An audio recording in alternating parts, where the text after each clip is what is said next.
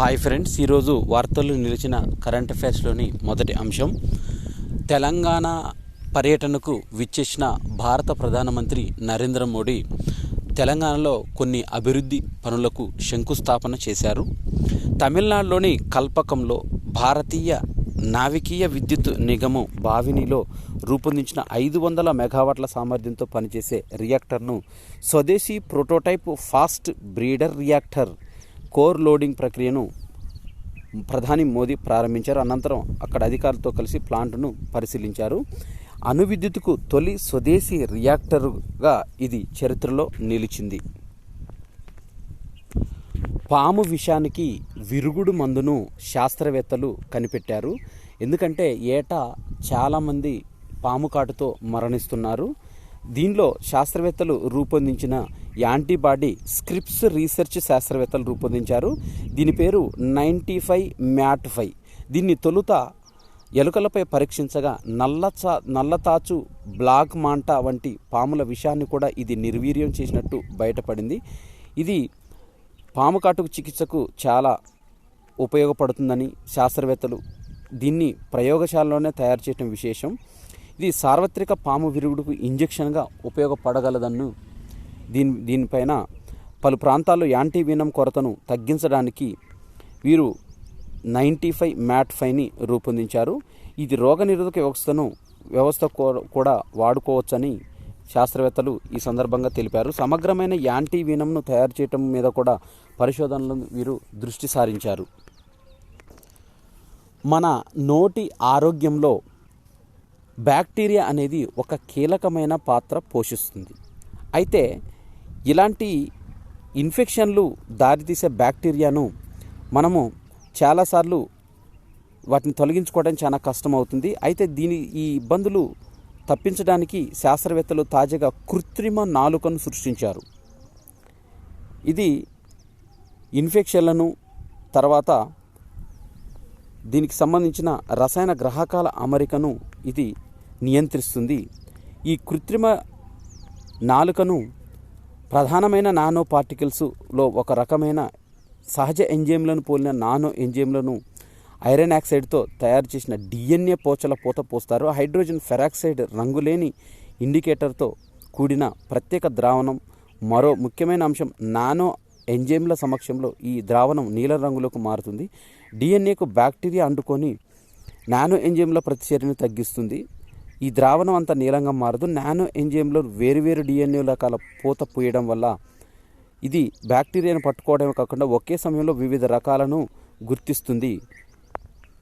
ఈ కృత్రిమ నాలికను తయారు చేయటం, దీనిలో 11 రకాల బ్యాక్టీరియా నమూనాలను పరీక్షించడము, తర్వాత వీటిని నిర్వీర్యం చేయడము ఆరోగ్యంలో గణనీయమైన మార్పులు తేగలదని ఈ కృత్రిమ నాలుకను సృష్టించిన శాస్త్రవేత్తలు తెలిపారు. పెన్ స్టేట్ పరిశోధకులు వాతావరణ మార్పు, పెరుగుతున్న ఉష్ణోగ్రతలను, తేమ తక్కువ కాకుండా ఇన్ఫెక్షన్ల వ్యాప్తిలో కీలక పాత్ర పోషిస్తుందని ఈ పరిశోధకులు తెలిపారు. అంతర్జాతీయ అధ్యయనంలో వీళ్ళు ఉష్ణోగ్రత, తేమ మార్పులకు నులిపురుగుల వంటి పరాన్నజీవులు స్పందిస్తాయని, ఇన్ఫెక్షన్ ముప్పు ఎలా మారుతుందో, భవిష్యత్తులో ఏర్పడే కొత్త ఇన్ఫెక్షన్ కేంద్రాలు ఏమిటో తెలుసుకోవడానికి పరిశోధకులకు ఒక నమూనాను కూడా రూపొందించారు వీరు శాస్త్రవేత్తలు. భారతదేశానికి 2047 సంవత్సరానికి స్వాతంత్రం వచ్చి 100 సంవత్సరాలు అవుతున్న సందర్భంగా భారతదేశంలో వికసిత భారతదేశానికి అభివృద్ధి కోసం సైన్స్ ఎక్స్పీరియన్స్ సెంటర్కు శంకుస్థాపన చేశారు కేంద్ర పర్యాటక శాఖ మంత్రి కిషన్ రెడ్డి.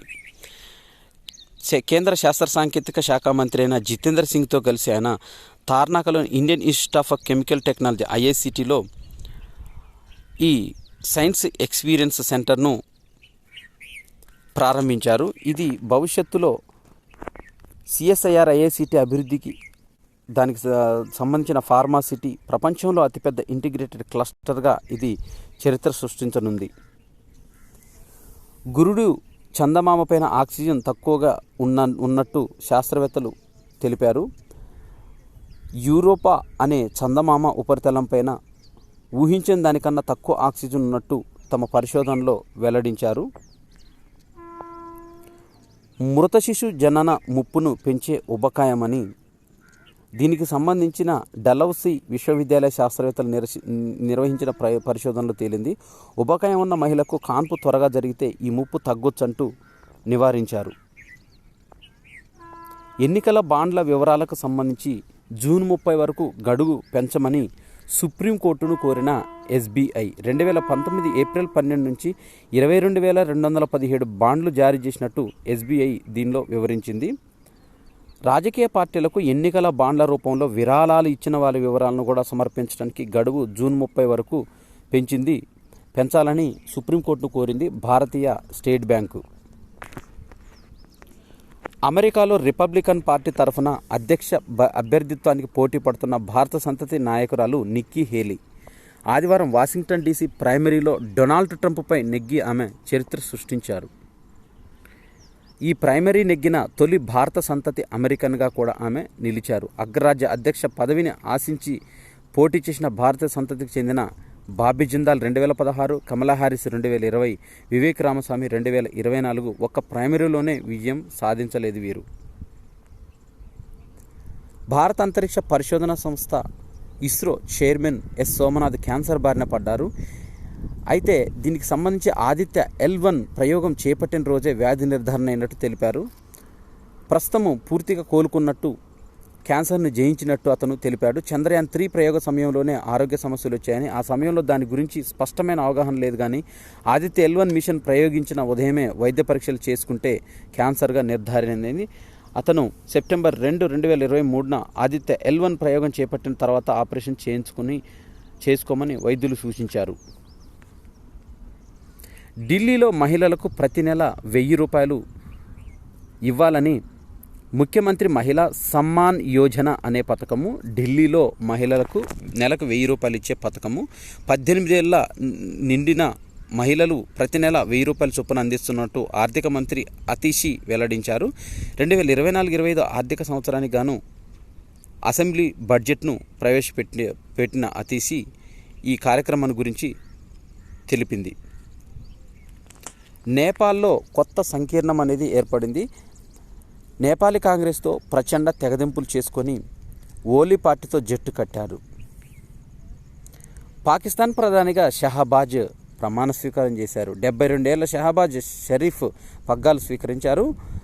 ఈ సందర్భంగా మాజీ ప్రధాని Nawaz Sharif, Punjab province CM Maryam Nawaz, Sindh CM Murad Ali Shah, ఇతర PMLN నేతలు కూడా ఈ ప్రమాణ స్వీకారోత్సవంలో పాల్గొన్నారు. భారతీయ సంస్కృతిలో పవిత్రంగా పరిగణించే విద్య నేడు మోయలేని భారంగా మారిందంటూ బాంబే హైకోర్టు పేర్కొంది. పూణే విద్యా సంస్థలు నెలకొల్పడానికి తాము గతేడాది దరఖాస్తు చేయగా మహారాష్ట్ర ప్రభుత్వం తిరస్కరించినట్టు జాగృతి ఫౌండేషన్ వివరించింది.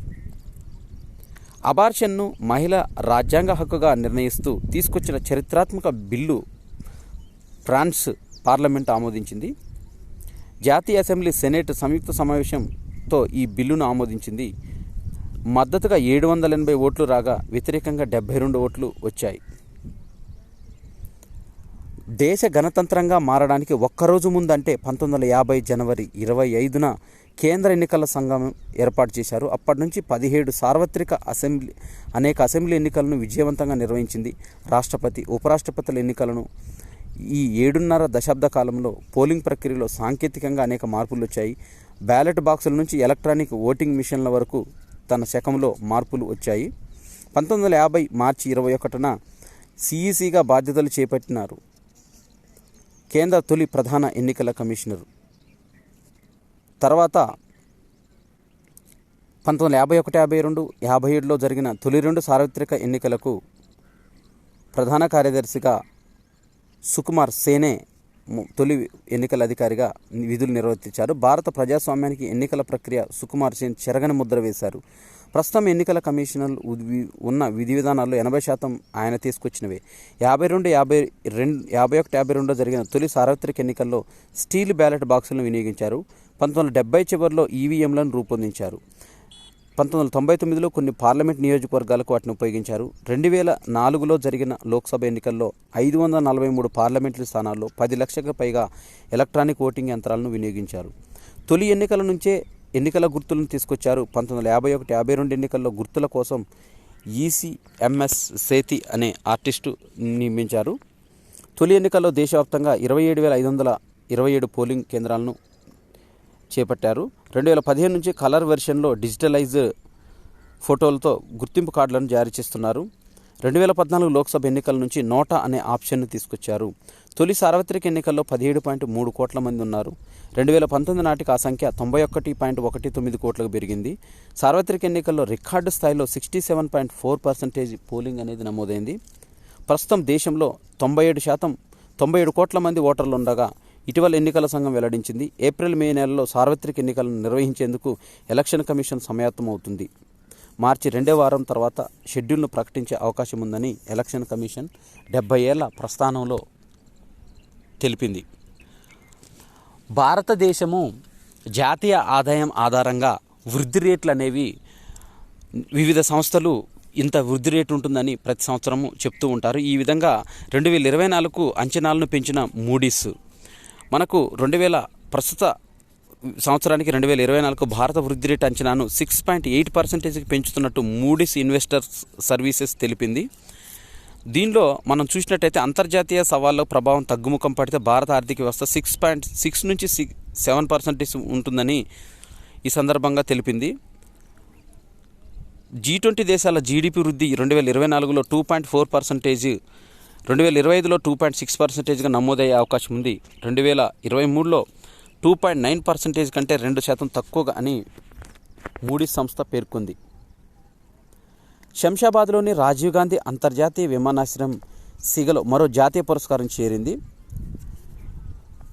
ఇటీవల ఢిల్లీలో నిర్వహించిన కాలుష్య రహిత వాణిజ్య భవన విభాగ పోటీల్లో శంషాబాద్ ఎయిర్పోర్ట్ను యాక్రెక్స్ హాల్ ఆఫ్ ఫేమ్ జాతీయ పురస్కారం వరించింది. GHIAL ప్రతినిధులు అందుకున్నారు. 2030 నాటికి కర్బన ఉద్గారాల రహిత విమానాశ్రయంగా తీర్చిదిద్దటమే లక్ష్యంగా పెట్టుకున్నారు GHIAL ప్రతినిధులు. ఇప్పటి వరకు శంషాబాద్ ఎయిర్పోర్ట్ 5 సార్లు నేషనల్ ఎనర్జీ లీడర్, 9 సార్లు ఎక్సలెంట్ ఎనర్జీ ఎఫిషియన్సీ యూనిట్, 6 సార్లు ACI గ్రీన్ ఎయిర్పోర్ట్ పురస్కారాలను దక్కించుకోవడం విశేషం. రుణాలు డిపాజిట్ల వృద్ధిలో భారీ అంతరం అనేది ఏర్పడినట్టు, బ్యాంకులు నికర వడ్డీ మార్జిన్లపైనే ప్రభావం చూపిస్తున్నట్టు కేర్ రేటింగ్ సంస్థ తమ నివేదిక ద్వారా తెలిపింది. దీంట్లో state bank of India LCR 2వ త్రైమాసికం 140% ఉండగా 3వ త్రైమాసికంలో 137% ఉన్నట్లు తమ నివేదికలో వెల్లడించింది. స్లైస్ అనే ఒక డ్రింక్స్కి ప్రచారకర్తగా సినీ నటి నయనతార నియమితులయ్యారు. శాంసంగ్లో 5G ఫోన్ను 12,999 రూపాయల నుంచి ప్రారంభ ధరగా శాంసంగ్ గెలాక్సీ సూచించింది. IOL TMIలకు పసిడి పథకం అనేది దక్కింది. సేవా షూర్ వీర్ పురస్కారాన్ని అందుకున్నారు. దీంట్లో ఇండియన్ ఆయిల్ లిమిటెడ్ అనేది 270 పెట్రోల్ పంపుల్లో పనిచేస్తున్న సిబ్బందికి TMI గ్రూప్ వారికి 15 వారాల పాటు శిక్షణ ఇప్పించింది. అధికారిక వీడియో ద్వారా చిత్రీకరించి బ్రాండన్ హాల్ సంస్థను పంపించారు. ప్రముఖ బ్యాడ్మింటన్ స్టార్ హైదరాబాద్ ఆటగాడు బమిడిపాటి సాయి ప్రణీత్ తన బ్యాడ్మింటన్ ఆటకు వీడ్కోలు పలికాడు. అంతర్జాతీయ బ్యాటింగ్కు సోమవారం రిటైర్మెంట్ ప్రకటించాడు. 24 ఏళ్లలో భాగమైన ఆటకు విభిన్న భావోద్వేగాలతో వీడ్కోలు పలికాడు. ఇక 2010 ప్రపంచ జూనియర్ ఛాంపియన్షిప్లో కాంస్యంతో ఒక్కసారిగా వెలుగులోకి వచ్చాడు. 2008 కామన్వెల్త్లో యూత్ క్రీడల్లో డబుల్స్ కాంస్యం నెగ్గాడు. 2017లో సింగపూర్ ఓపెన్ టైటిల్ సొంతం చేసుకున్నాడు. 2019లో స్విస్ ఓపెన్స్ నెగ్గాడు. 36 ఏళ్ల భారత నిరీక్షణకు తెర పలికిందంటూ ప్రకాష్ పదుకునే 83 తర్వాత ప్రపంచ ఛాంపియన్షిప్ పురుషుల సింగిల్స్ కాంస్యం నెగ్గింది ప్రణీతే కావడం. 2019లో అర్జున పురస్కారం దక్కింది ఇతనికి. టాప్ 100 లోపు ర్యాంకుల్లో చివరిగా నిరుడు గువాహటి మాస్టర్స్ టోర్నీలో కూడా ఇతను సాయి ప్రణీత్ గెలవడం విశేషం. భారత పురుషుల మహిళల టేబుల్ టెన్నిస్ జట్లు చరిత్ర సృష్టించాయి. తొలిసారి ఒలింపిక్స్ అర్హత సాధించాయి. ప్రపంచ ర్యాంకింగ్స్ల ఆధారంగా ఈ జట్టు ప్యారిస్ క్రీడలకు అర్హత పొందాయి. 2024 ప్యారిస్ ఒలింపిక్స్లో స్థానం సంపాదించాయి.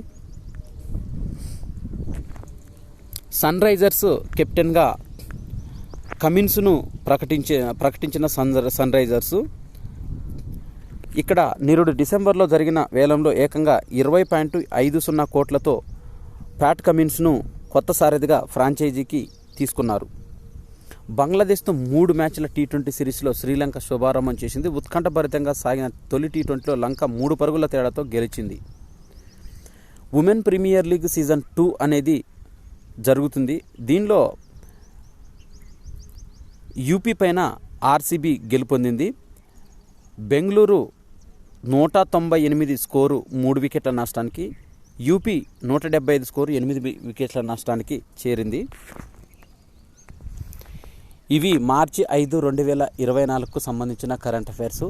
ఈ వీడియో నచ్చినట్టయితే లైక్ చేయండి, షేర్ చేయండి, కామెంట్ చేయండి. నా ఛానల్ సబ్స్క్రైబ్ చేసుకోవడం ద్వారా నేను చేసే వీడియోస్ అన్నీ మీకు నోటిఫికేషన్ రూపంలో వెలువడతాయి. Thanks for watching.